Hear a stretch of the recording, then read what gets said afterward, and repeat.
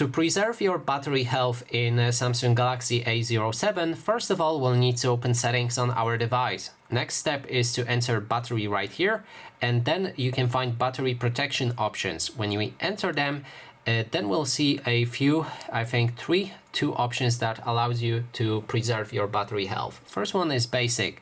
When your battery is charged to 100%, charging will stop until the battery level drops down to 95, and then charging will start again. So if you're keeping your phone charged at the charger, then for example overnight it will charge to 100%, it will stop charging it, so the charging will basically shut down.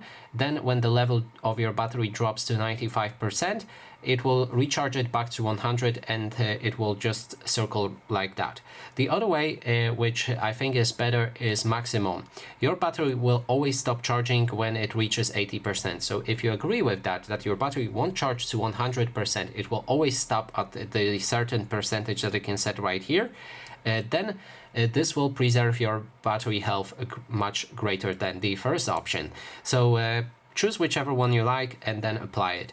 And that is basically everything. Thanks so much for watching, and if you like this video, please consider subscribing.